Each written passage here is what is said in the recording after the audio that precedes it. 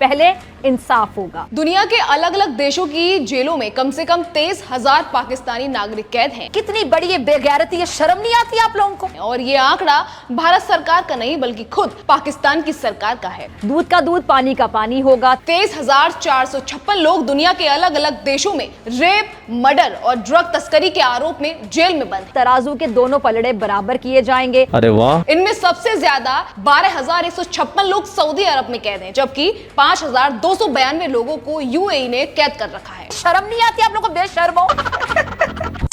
Boycott करें anything made in India, उनके गाने, उनकी फिल्में, उनकी सीरीज, उनके ऐप। आज की रात मजा हुस्न का आंखें से लीजिए। हिपोक्रेसी की भी सीमा होती है। पाकिस्तान का एक निजी इस्लामिक बैंक, वहां रात को मुजरे करवाए जा रहे हैं।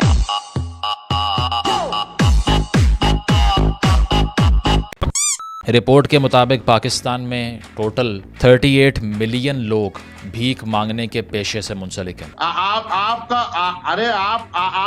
हमें बताइए ना। डांस पार्टीज हो रही है, लोग शराब नोशी कर रहे हैं, लोग बहुत सी गलत हरकतें कर रहे हैं। ये सब हमारी हवस है, ये चस्के लग गए हमको।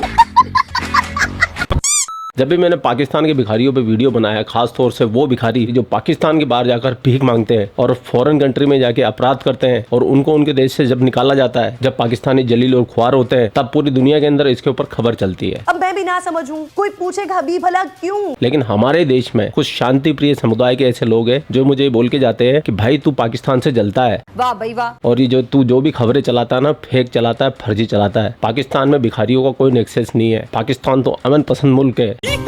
तो आज मैं हमारे देश के शांति प्रिय समुदाय वालों के लिए ये वीडियो बना रहा हूँ। ठीक है जी। और मैं ये चाहता हूँ कि इस वीडियो को ज्यादा से ज्यादा जो पाकिस्तानी लवर हिंदुस्तान में रहते हैं ना, उन तक जरूर पहुंचा देना कि भाई तुम्हारे प्यारे मुल्क पाकिस्तान में चल क्या रहा है, हो क्या रहा है और पाकिस्तानियत हकीकत में है कैसे। हलवा पकाओ। तो बिना देर के चलते हैं पाकिस्तान।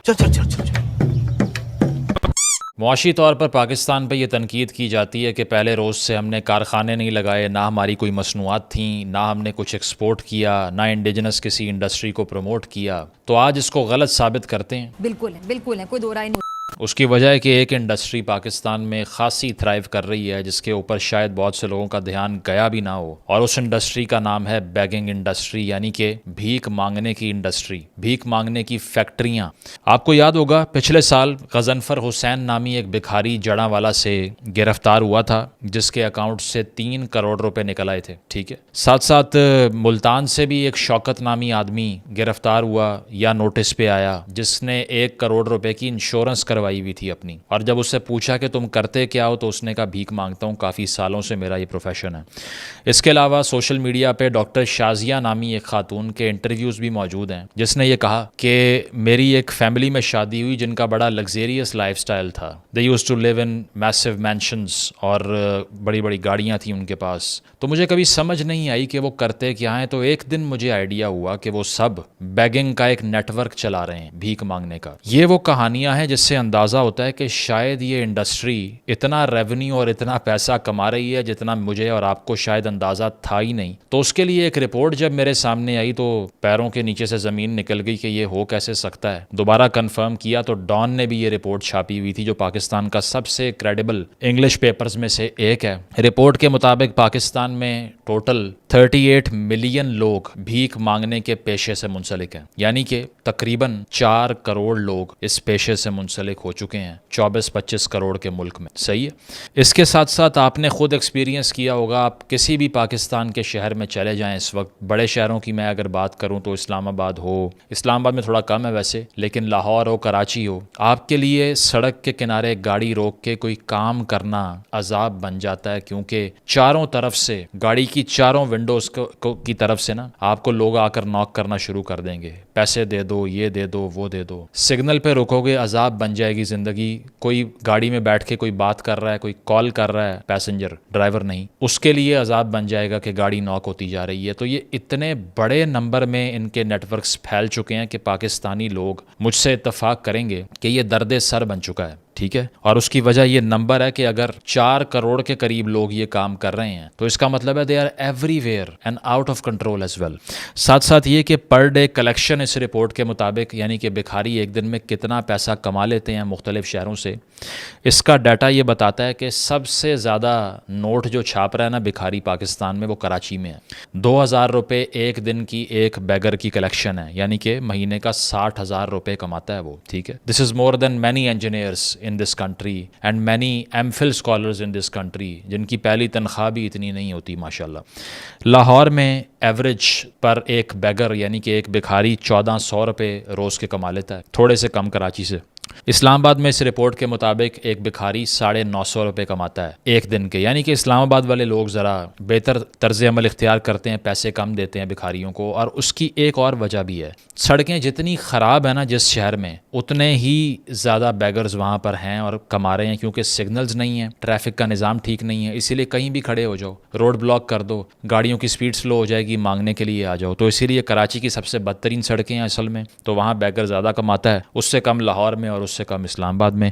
तो ये एवरेज बनती है मुल्क के तमाम बड़े शहरों की 850 से 900 रुपये की कलेक्शन। एक भिखारी ऑन एवरेज पाकिस्तान में बड़े शहरों में अगर वो अपना धंधा चला रहा है तो वो 900 रुपये के करीब एक दिन के कमा लेता है। अब इस लिहाज से 38 मिलियन से इस रिपोर्ट ने जब रेवेन्यू निकालने की कोशिश की तो आपको यकीन नहीं आएगा कि रोज़ाना की बुनियाद पे एवरी सिंगल डे एक भिखारी जो बाहर निकलता है फील्ड में, अगर उन तमाम की कलेक्शंस को मिला लिया जाए तो 32 अरब रुपए भिखारी पाकिस्तान में रोज कमा रहे हैं। बेगर्स इन दिस कंट्री, दोबारा सुने, are earning ₹32 billion every single day, ठीक है। एनुअली ये बनता है 117 ट्रिलियन रुपीस, 117 खरब रुपए की इंडस्ट्री है। यानी कि ये अगर डॉलर टर्म्स में मैं आपको बताऊं, अगर आप इंटरनेशनली इस वीडियो को देख रहे हैं बाहर बैठ के पाकिस्तान से, so the begging industry in Pakistan is $42 billion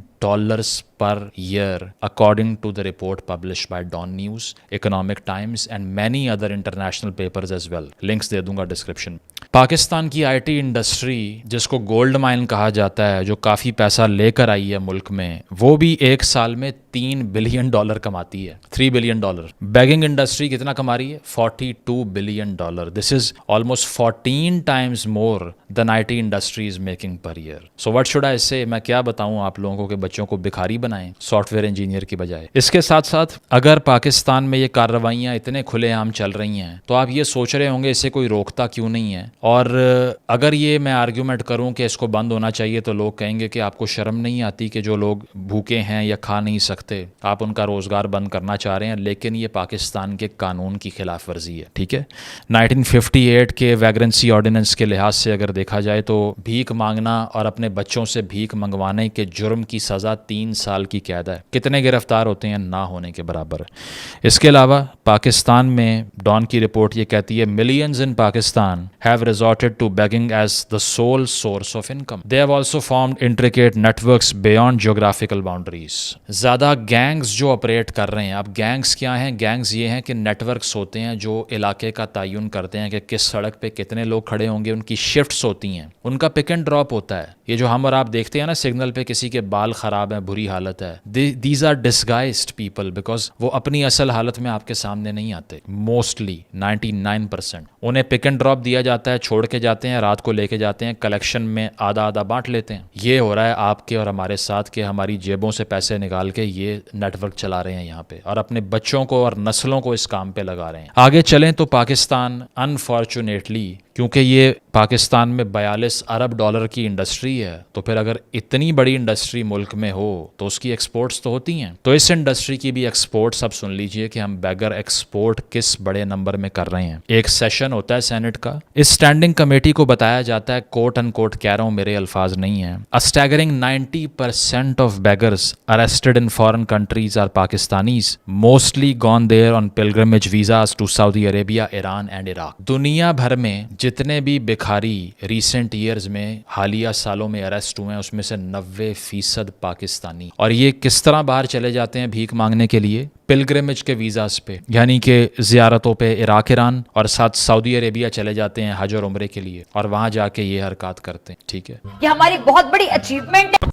Hindustan में रह के जिनके दिल में पाकिस्तान धड़कता है, तो तुम्हारे प्यारे पाकिस्तान की हालत देख के अब क्या बोलोगे मेरे भाई? आप भी बोलोगे कि फेक न्यूज है, फर्जी न्यूज है, तो जलता है पाकिस्तान से। देखो भाई, मैं जलूं या ना जलूं वो मैटर बिल्कुल अलग है। जिस थाली में हम लोग खाते हैं ना, उस थाली में हम छेद नहीं करते। मैं जानता हूँ। जब तुम हिंदुस्तान में पैदा हो रहे हो, हिंदुस्तान में खा रहे हो, हिंदुस्तान में मर रहे हो, यहीं दफन हो गए, और तुम गीत पाकिस्तान के गाते हो। शर्म करो, भगवान से डरो वालों, भगवान से डरो। खैर, शर्म तो इस आसमानी कौम के अंदर है ही नहीं। पाकिस्तानी इतनी बड़ी बड़ी डींगे हाँकते हैं, बड़ी बड़ी बातें करते हैं, हम भारत को नेस्त नाबूद कर देंगे, ये कर देंगे, वो कर देंगे, फलाना कर देंगे, टिंगड़ा कर देंगे, और औकात क्या है इनकी? भीख मांगने की।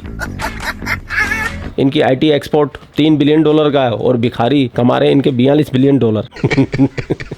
ऐसा तो ये मुल्क है। I am a proud Pakistani.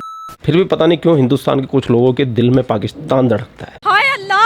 खैर, पूरा वीडियो आपने देख लिया इन पाकिस्तानी भिखारियों के ऊपर, तो आप भी भिखारियों के ऊपर टीका टिप्पणी कर सकते हैं। आप लोग अपना ख्याल रखें। आपका भाई आपके लिए पाकिस्तान से रिलेटेड वीडियो लाता रहता है। जय हिंद, वंदे मातरम, जय श्री राम, जय श्री राम, जय श्री राम।